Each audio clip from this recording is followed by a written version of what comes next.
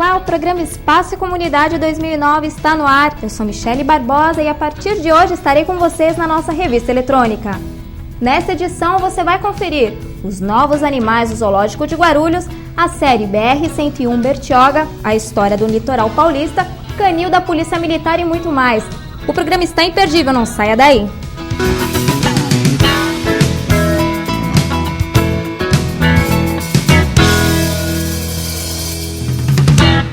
O Zoológico de Guarulhos recebeu ilustres hóspedes e nós estivemos lá para conferir. Dê só uma olhada.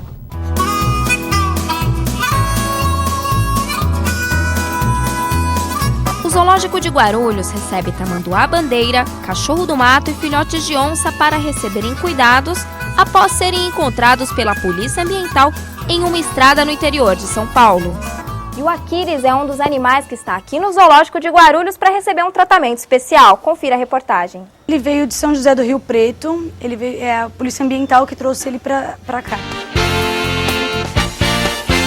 A gente acredita que ele tem mais ou menos uns 4 meses, pela dentição dele uns 4 meses, uns 3 a 4 meses mais ou menos. A doutora nos explica sobre a alimentação de Aquiles. A alimentação dele é como se fosse de um gato, né? A gente dá pra ele, de manhã a gente manda carne moída com ração, aí ele come pescoço de frango, ele come carne, a gente manda osso pra ele poder já ir afiando os dentes dele, a gente manda algumas presas vivas também. A história do Aquiles é o seguinte, a mãe dele foi morta por uma colheitadeira de cana. E aí eles acharam ele, tinha ele um irmãozinho, mas o irmão dele veio a óbito e aí só sobrou ele. Aí ele veio, tinha uma lesãozinha nas costas, que depois vocês podem até dar uma olhadinha, mas já melhorou, ele já tá ótimo. O Zoo recebeu também a ilustre visita de um casal de tamanduás-bandeira. Esses tamanduás, eles vieram de São José do Rio Preto, foi a Polícia Ambiental que trouxe, igual os outros animais, eles vieram 5 juntos. E esses tamanduás é assim, eles são diferentes, você vê que eles são de tamanhos diferentes, porque eles são de mães diferentes, né? Mas os dois têm a mesma história, que é os dois, a mãe foi atropelada. Eles foram encontrados junto ao corpo da mãe com a mãe atropelada na estrada. Que infelizmente isso é bem comum, acontece bastante em estradas, né? E então, essa é a origem deles, eles vieram de São José do Rio Preto. Na verdade, o nome dele, o machinho é Arthur e ela é Afrodite. A Afrodite, vocês podem ver, ela tá com a patinha machucada. Ela tem um probleminha na pata, ela arrasta a pata, né? Então a gente não sabe a história direito dela, se ela machucou na hora que a mãe foi atropelada ou se já era uma coisa genética, mas a gente acredita que foi na hora do atropelamento. Como eles ficam grudados na mãe, provavelmente na hora que foi atropelada deu uma machucadinha na pata dela. Agora ele não, ele tá bem. A gente já tem um tamanduá aqui, um adulto, que é o Tomé, que é um macho e que a gente pretende juntar com a Afrodite para ver se faz um casal. Ou os dois, pode ser, porque eles não são irmãos, ou ela. Então a gente pretende procriar eles, com certeza. Eles estão comendo aqui cupim, eles estão atrás do cupim e de formiga. Eles além da alimentação deles, que é frutas, um mamá com leite, com essas coisas todas, a gente oferece para eles cupim e formiga, que eles ficam procurando por aqui. A gente todo dia coloca eles aqui e eles comem cupim e formiga. Não podemos esquecer dos cachorros do mato que se hospedam no zoo também. Os cachorros do mato, eles têm mais ou menos a mesma história do tamanduá. Eles foram encontrados com a mãe atropelada e eles vieram para cá de São José do Rio Preto também. A Polícia Ambiental levou lá, eles encontraram os filhotes mortos e entregaram no CETAS e eles trouxeram para cá. O CETAS é o centro de triagem lá de São José. E eles vieram para cá, a gente acredita que eles devem ter mais ou menos de 4 a 5 meses. E eles são filhotões, vocês viram lá na filmagem que eles são filhotões brincalhões, assim, mas é porque eles foram criados desde pequenininho mesmo, assim, encontraram ele bem pequeno lá, então por isso que eles são bonzinhos assim. Mas a natureza não é tão bonzinho desse jeito.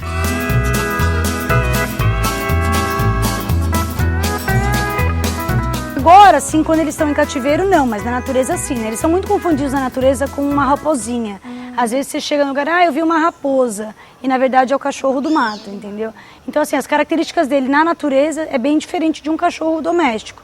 Mas aqui no recinto é mais ou menos, a única diferença é que eles comem bastante frutas, né? Coisa que os animais domésticos não comem tanto.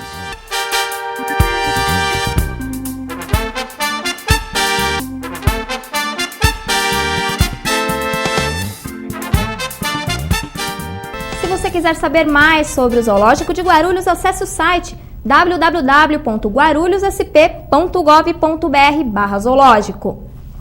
Linda e cheia de encantos, Bertioga faz parte do litoral paulista. E a história dessa cidade encantadora você vai acompanhar agora na série BR-101 Bertioga.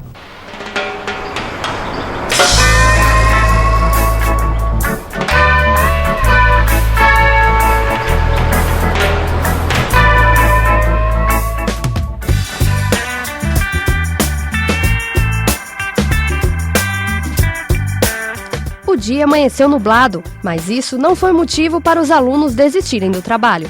O destino estava certo e as bagagens prontas. Todo mundo chegou no horário combinado e, é claro, nossa equipe não ficaria fora dessa. Yeah. Are you digging on me? Yeah. I'm digging on you now, baby. Yeah. Do you want a little bit of my love? Yeah. Wait a minute. All the time I knew that you love me.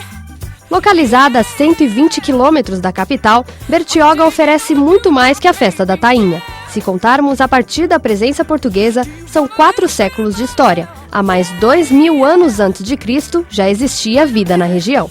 A cidade de Bertioga, ela tem como marco histórico a origem, não é, dessa cultura que foi trazida do continente europeu. Padre José de Anchieta, Manuel da Nóbrega estiveram por aqui e é um marco de início, né, da formação do povo brasileiro.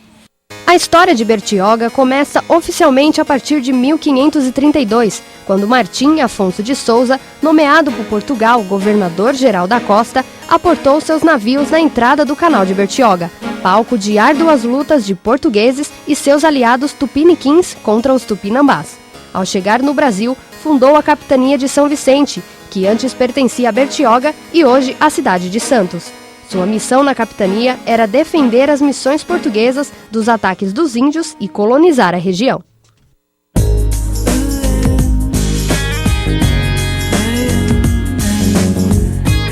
Primeira parada da viagem, o Forte São João. Afinal, ponto obrigatório para qualquer turista que visita a cidade. O mais antigo forte do Brasil e o melhor preservado entre todos os que foram tombados pelo governo do estado, também é o primeiro de arquitetura militar construído no país. Porém, este patrimônio nacional, revitalizado pela Prefeitura de Bertioga, já teve seus momentos de esquecimento e desordem. Quando nós viemos fazer o trabalho no Forte São João, isso foi em 2001, o forte estava todinho fechado, todo estragado, ele havia passado por uma ação popular e o parque era um parque abandonado, cheio de invasões, de casa, não tinha condição. Então o nosso trabalho começou com o INFAM, começamos o restauro no Forte São João. A primeira mobilização foi tirar as construções que nós tínhamos nessa área toda, construções ilegais, né? E se pensar num nome para o parque. Os índios tupiniquins foram os primeiros a manterem contato com a armada de Pedro Álvares Cabral, nos 10 dias que passaram no Brasil em abril de 1500. Eram em torno de 500 nativos da tribo Tupi-Guarani. No século XVI, estes índios ocupavam boa parte do litoral brasileiro. Chegavam na região em busca da terra sem males. Viviam no sul da Bahia e na região de Bertioga e Santos, em São Paulo. Tínhamos nesse sítio 2 etnias, tupinambás e tupiniquins. Os tupiniquins vinham de lá, de Cananéia para cá. E os tupinambás vinham de Angra para cá. Na verdade, a cidade de Bertioga nunca teve um aldeamento de índio por volta de 1500, né? O que nós tínhamos era essa transição das várias etnias por 3 grandes motivos. O peixe tainha, característico do nosso rio, a fartura do pássaro-guará, característico do local onde vocês vão caminhar, a ilha de Santo Amaro, e a quantidade de macacos buriquis. Buriquioca vem de macacos buriquis, morada de macacos buriquis. E por esse motivo, essas 2 etnias permaneciam aqui por bastante tempo. Elas vinham, se abasteciam do que necessitavam e iam embora.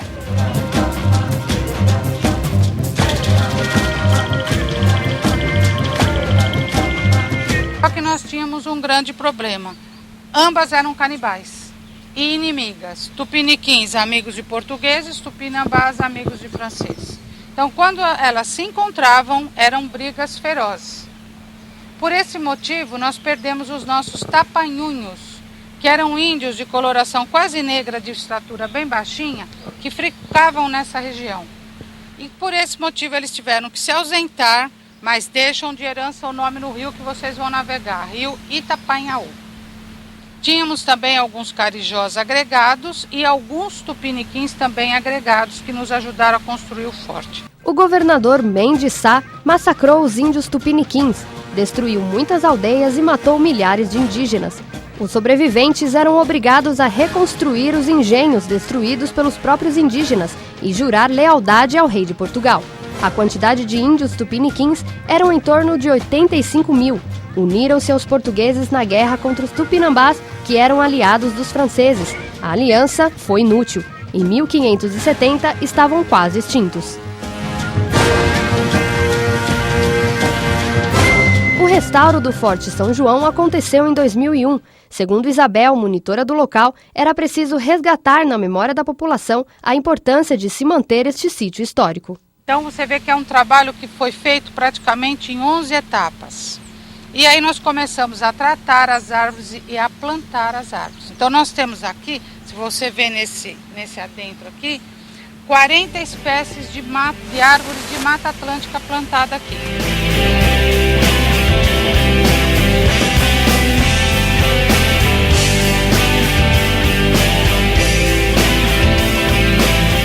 Então é uma árvore bem limpinha. E por que nós chamamos ela primária? Ela pode ficar dormindo até 10 anos. Se houver uma queimada, ela fica quietinha até 10 anos. E é a primeira que brota. Pau-brasil, a árvore que serviu de inspiração para o nome do nosso país, também pode ser tocada e apreciada no Forte São João.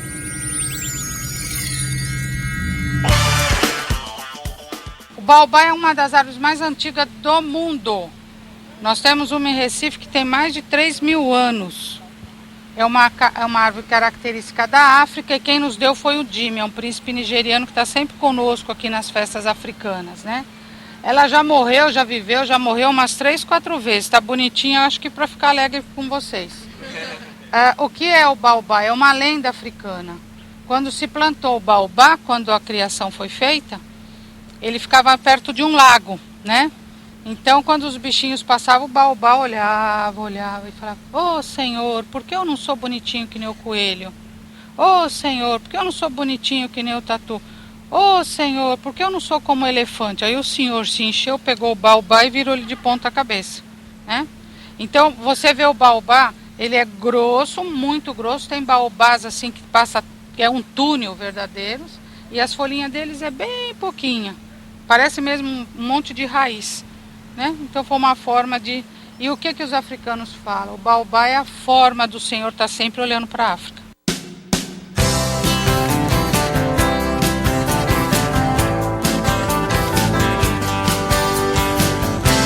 Lá nós tínhamos os tupiniquins e aqui nós temos os tupinambás.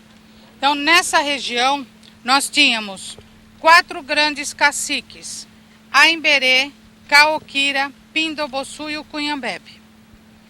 Como eu falei para vocês, eram caciques tupinambás que não ficavam aqui, eles iam e voltavam, né?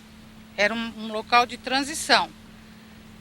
Nós chamamos o Cunhambebe do primeiro articulador de Tratado de Paz da América do Sul. Foi por ele e por José de Anchieta que a Confederação dos Tamoios existiu. Se nós olharmos para lá, você vai ter a visão que Martim Afonso teve quando chegou aqui. E nós temos praticamente toda a nossa área preservada. Nós temos 85% da nossa Mata Atlântica preservada. São Sebastião teve esse cuidado, se tombou também. Caraguatatuba acordou um pouquinho tarde, mas correu fazer isso, e Ubatuba também, né? Que a proposta é que você mantenha. Nós não temos grandes flats, prédios muito altos, embora o progresso está chegando, mas Bertioga foi mantida como condição de vila praticamente até uns 2 anos atrás.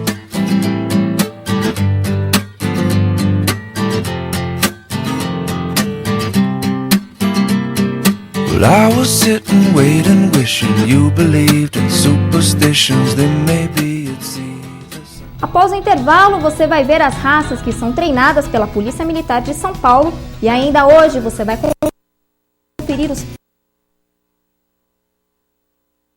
pratos exóticos de um restaurante em São Paulo e muito mais. Não saia daí.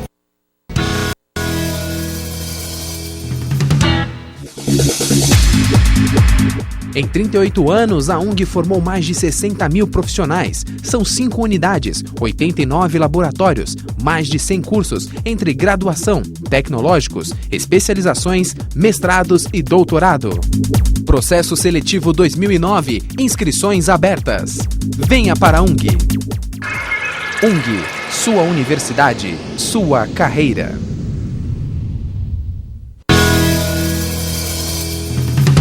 Corajosos, fortes e bem tratados, os cães do plantel da Polícia Militar fazem a diferença. Veja agora as raças que compõem o canil da polícia em São Paulo.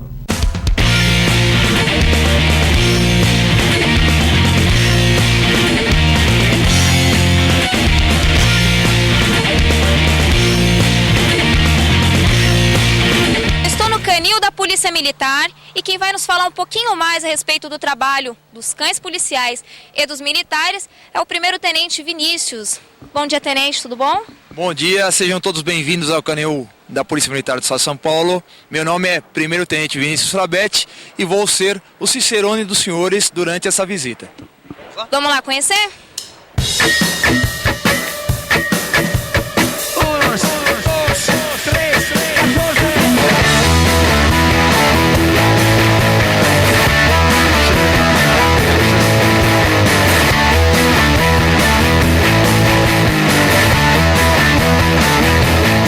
As raças que compõem aqui o plantel do canil central da Polícia Militar seria o pastor alemão, né? Então, mais da metade do nosso plantel é constituído pelo pastor alemão, que é um cão que, além de fazer atividade de polícia, de policiamento ostensivo, também responde muito bem nos vários tipos de faro, seja o faro de entorpecente, de explosivo ou o faro de busca e captura de pessoas. Agora nós também temos outras raças que respondem na parte do policiamento ostensivo, como o pastor belga Malinois, o Rottweiler e o Doberman, e cães que são exclusivos para faro, como o caso do labrador. O adestramento de um cão varia muito de indivíduo cão a indivíduo cão. Depende muito das respostas do cão para saber se ele está pronto ou não para a atividade de polícia. Mas a gente coloca como um tempo médio de 6 meses a 1 ano. Cada adestrador ele estabelece uma série de códigos com o seu cão, né? O padrão adotado por nós é do comandamento em inglês, até pelas palavras em inglês serem mais curtas, o que facilita ao cão relacionar suas atitudes corretas e erradas com aquelas palavras que são faladas em inglês. Todos os cuidados, todos os cães, né, tem que ter um acompanhamento veterinário. Aqui no canil da Polícia Militar, esse acompanhamento tem que ser mais próximo ainda. Por quê? Como dito, se exige muito do físico do cão. A atividade policial exige muito.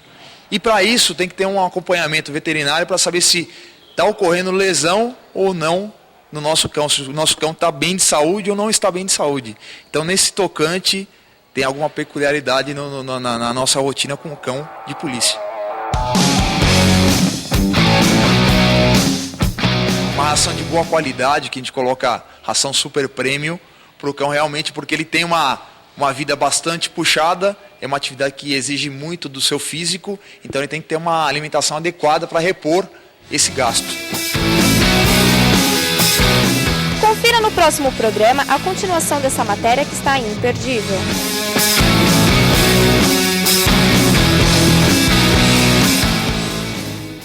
Uma alimentação saudável é tudo de bom, não é mesmo? Eu e minha equipe estivemos em um restaurante muito diferente em São Paulo. Confira.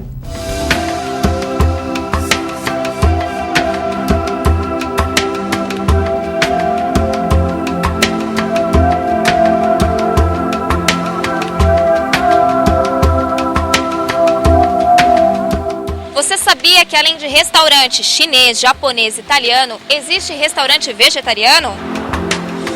E hoje eu estou em um para te mostrar como que funciona. Vamos lá?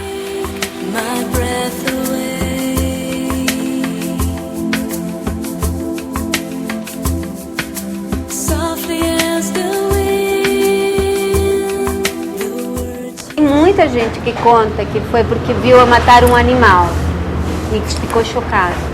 Então esse já é uma possibilidade. Tem outras pessoas que vêm porque tem uma coisa de saúde, que proibiram, que realmente a carne está fazendo mal. Então não existe uma receita, eu acho que isso é tão individual mesmo.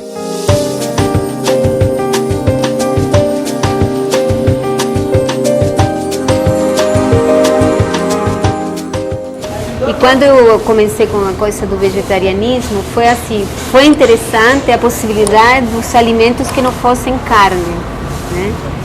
E depois teve assim mais uma coisa ecológica, não foi uma coisa de, é só pelo bicho, era mesmo quantas consequências o vegetarianismo traz para o meio ambiente, para a preservação do nosso planeta.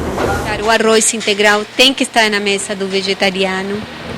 Não tem como faltar.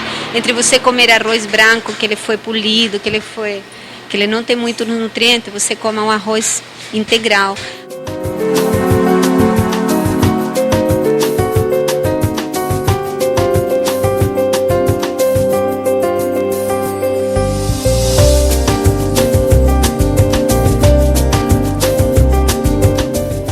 Depois do intervalo, em nosso quadro Entrevista, Alex Francisco recebe a professora Isabel Lagedo, que nos fala sobre Alcântara Machado. Não saia daí.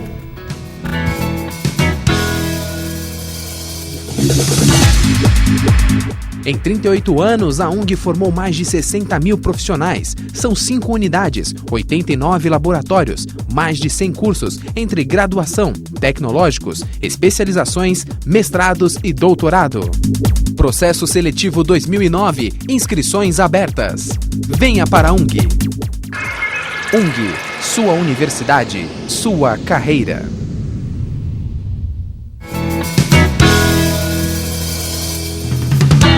Confira agora com Alex Francisco uma entrevista feita com a professora Isabel Lagedo, que nos conta um pouco sobre a vida e obra de Alcântara Machado.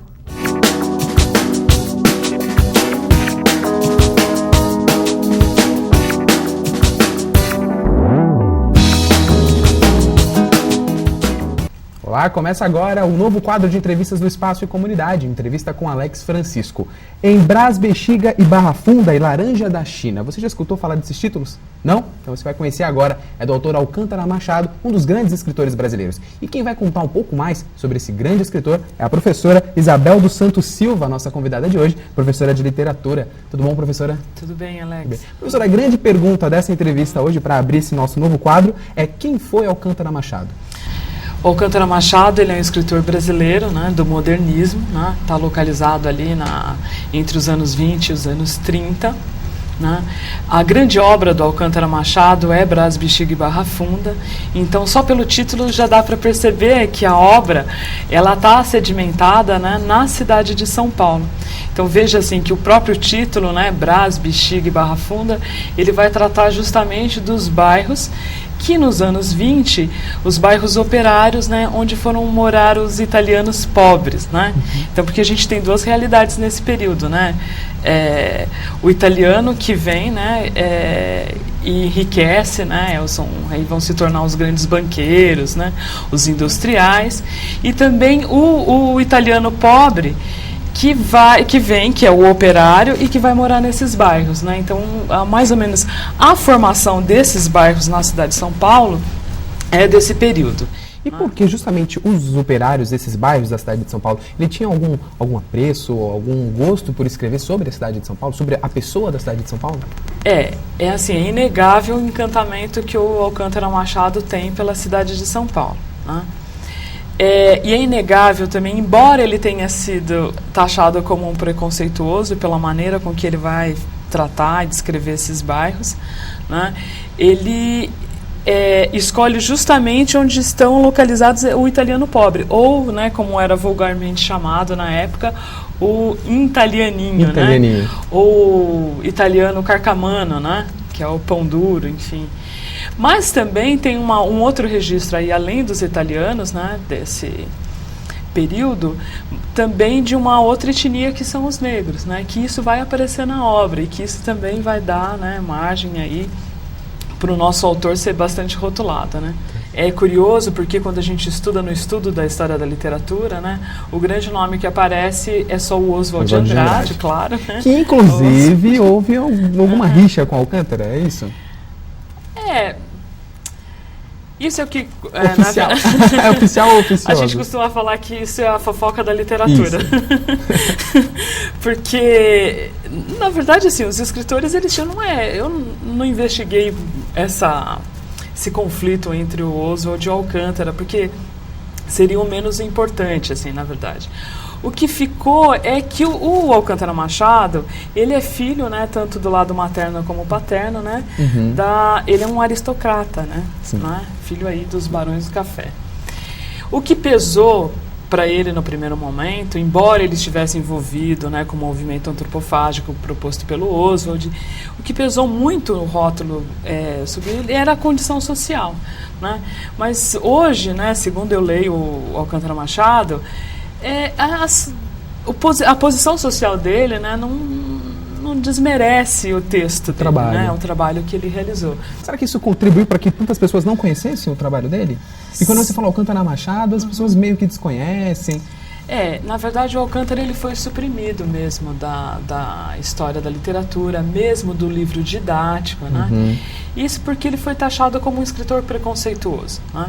Por exemplo, há uma citação, né, em um dos contos de Brás, Bexiga e Barra Funda, que a personagem Carmela vai sair, então ele diz assim: saiu à rua suja de negras e de cascas de amendoim, né? É uma frase, né? Pesada. Pesada. Mas, na verdade, ele não é que ele é um escritor preconceituoso. O que o Alcântara fez, ele fez um registro do cotidiano desses bairros operários. E, portanto, essa fala reflete o pensamento do personagem. Né?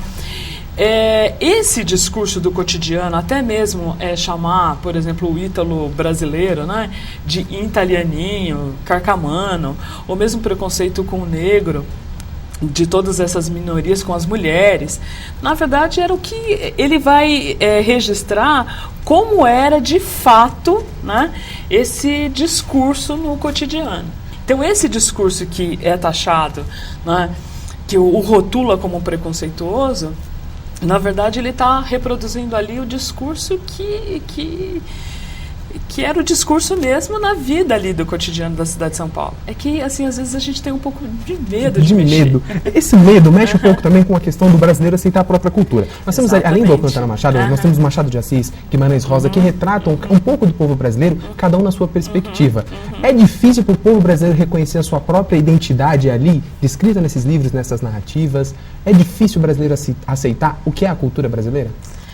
Eu acho que desde o modernismo, né, essa ideia, né, essa aceitação, como se diz, da identidade brasileira vem sendo construída através da literatura.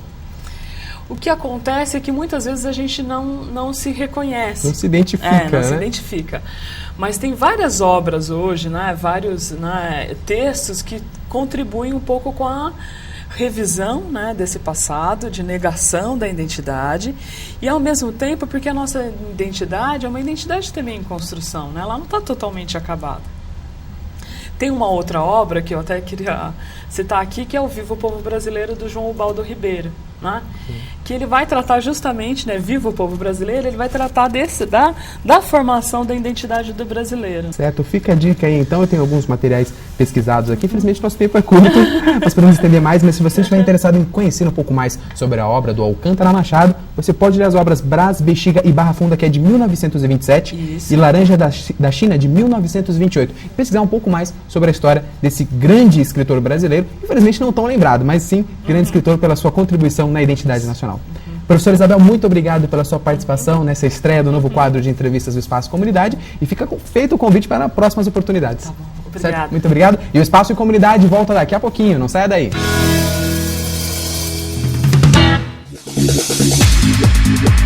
Em 38 anos, a UNG formou mais de 60 mil profissionais. São 5 unidades, 89 laboratórios, mais de 100 cursos, entre graduação, tecnológicos, especializações, mestrados e doutorado.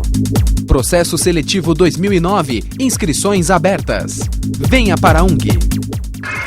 UNG, sua universidade, sua carreira.